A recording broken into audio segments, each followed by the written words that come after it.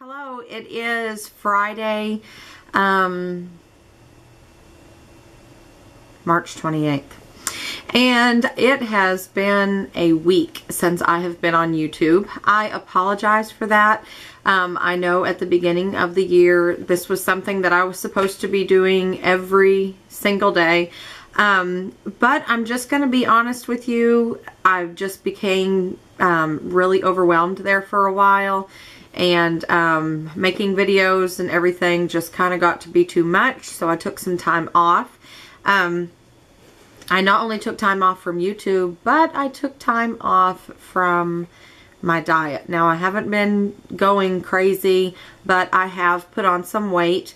I did not do a weigh-in Wednesday video this week, but I did weigh myself on Wednesday, and I weighed 202.4. I'm just going to be honest. So I am making today's video, and I am just going to pick up here where I left off. I am not going to try to go back and make up for lost time.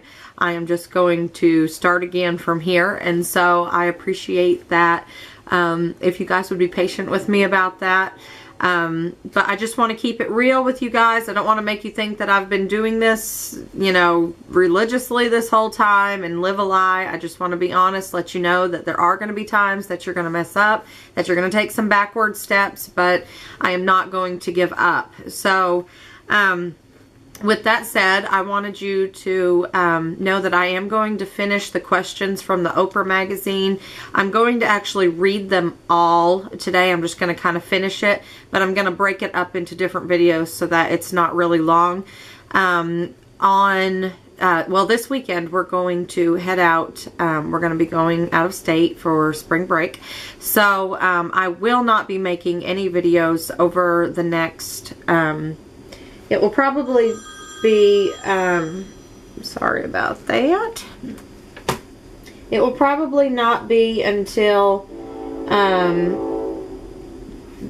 maybe April 7th or 8th before I make another video. So, anyway, because we're just going to go ahead and take some time off. I know that I already took time off from making videos, but we're taking time off as a family, and we're just going to go and just enjoy ourselves. So anyway, I'm going to go ahead and get started with this video, and I'm going to do, since I've already talked a little bit, I'm just going to do number 14 in this one, and then I'll finish this out, but I'm going to break it up into different videos. So, number 14 says, am I strong enough? It says, before the birth of my son 6 years ago, I would have defined strength as a gruff, grinning, and bearing. The opposite of uncertainty. When he was born with severe brain damage and later diagnosed with cerebral palsy, I felt anything but strong. I was devastated. But I promised myself that I would find a way to handle whatever happened. My baby boy deserved and needed nothing less. I came to see that what constitutes strength is not just muscle or will. It can also include the most desperate vulnerability, the saddest heartache, the lightest, sweetest laughter. Being strong for my son meant learning to love not just him, but his endless crying too. It meant letting my lovely flesh and blood child take the place of my abstract fears. It meant accepting those fears as the flip side of my love, my weaknesses, as part of my resolve. He couldn't latch on or breastfeed. He wasn't holding up his head. He wailed mightily and furiously for no reason we knew. He did not smile or laugh. He might never see, walk, or talk, yet he was also this marvelous, red-haired, chubby-cheeked, green, blue, gold-eyed baby who could, I absolutely knew, feel my love and return it. My child was both the light of my life and the nexus of my deepest worry, and I had to be strong enough to accept this paradox. One day, at long last, I saw him smile back, recognizing me and feeling. I swear he sighed with pleasure, safe and happy in my arms. I knew for certain that he was aware of how loved and adored and wanted he was. and that steeled me for the years of caretaking to follow. Through years of surgeries, therapies, and medications, no one has smiled like this boy. I try to remember how brave he is, because this bright-eyed, vibrant child is a source, not just a recipient of love. People are always complimenting parents of children with special needs for being so amazingly strong, but it doesn't take strength to love your child. It's the other way around. Love gives you resilience. When I tend to my disabled child's medical needs, I'm simply being a mom, caring for my son. Strength means honoring your entire range of emotion, even when you despair and heartbreak, especially your despair and heartbreak. It means acknowledging each of those feelings, your questions and ideas and faith and terror, and meeting what comes with the full force with your heart. And that's from Brenda Shaughnessy. And she is the author, most recently, of the poetry collection, Our Andromeda. Okay, so I really don't have anything to say about that. I mean, when I think of strength, since I have 3 healthy, vibrant children, having to take care of a disabled child is not something that the Lord put into my life. Of course, you're going to have different strengths and weaknesses in every aspect of parenthood, whether or not you're dealing with a disabled child or a healthy child. But when I think of strength, I think of like having the right words to say, having the right words to say to my kids when they're hurting. And instead of tearing down other people, showing them that you can be strong enough within yourself to overcome situations and to come out of it positively. I think of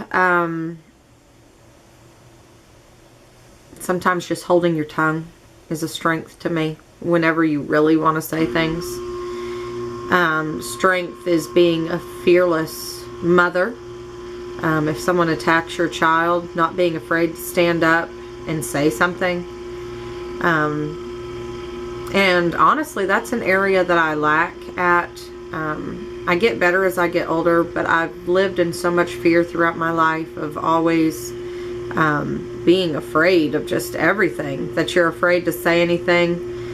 And generally what I do, instead of lashing in or lashing out on that person that said something, I hold my child close and I say, you know what, this happened, but this is just a teaching experience for you. This isn't always. This is sometimes. There are times when I do speak up.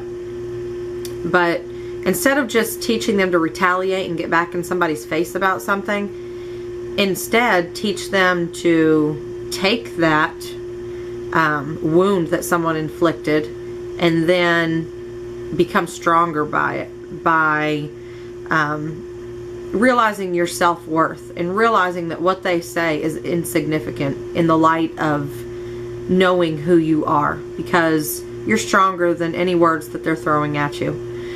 And so these are things that I tell my kids. Sometimes I am guilty of, you know, talking badly about that person that did that, but it's just out of hurt and frustration.